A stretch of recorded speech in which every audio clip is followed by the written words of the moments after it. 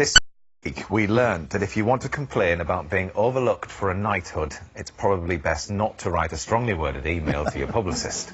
Could there be a way of avoiding disappointment in the first place, though? Here's Iwan Thomas, MBE. Spot the odd one out.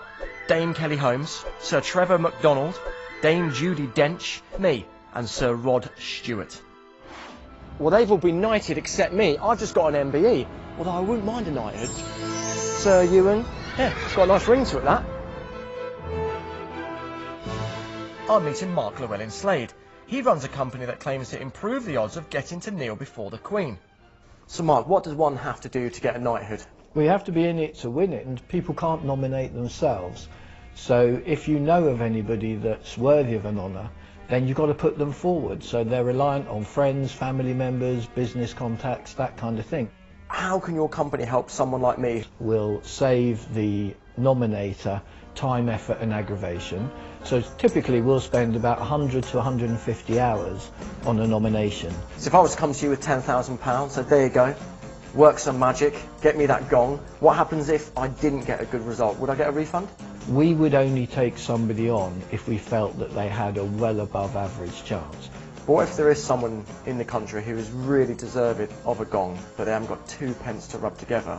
Is that fair that they can't use you? They can get their friends and family to nominate them. It's free to do it at the end of the day. All you have to do is go onto the government website, download the forms and take care of the process yourself. Now, you didn't have to slay a dragon or rescue a damsel in distress. To become one began in childhood, an arduous training regime of sword skills and chivalry, until the age of 18, when a religious ceremony made you a knight. Courtly love was a big part of becoming a knight too. Like it.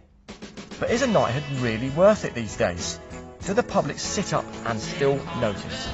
I think it is a big deal actually, because obviously if someone's done a lot of things, they've gone out their way to do loads of good stuff for the community, then they should be respected for that, and people should know about it. If someone's recognised with an MBE, OBE or a knighthood, do you think it's a good thing? I think it's a good thing because it inspires kids as well. Are they worth all the fuss?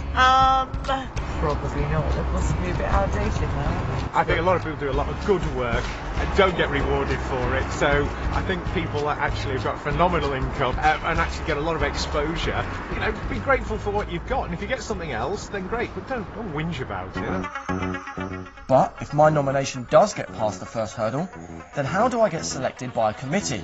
And then the Prime Minister. Lance Price was a spin doctor for Tony Blair, and he dealt with the Prime Minister's selection of potential knights. When a nomination lands on the Prime Minister's table when you were there, is it a done deal?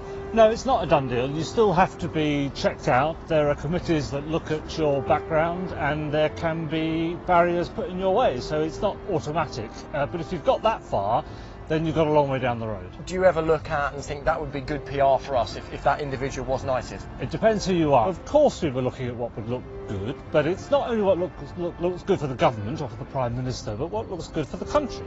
And how can I get myself back inside that big house and get promotion? Oh, I think if you sort of keep your nose clean, you never know. Well, if I'm honest, I think a knighthood's years off for me, if ever. But in the meantime, I'm allowed to dream. I'm going to practice. OK, James, take me home.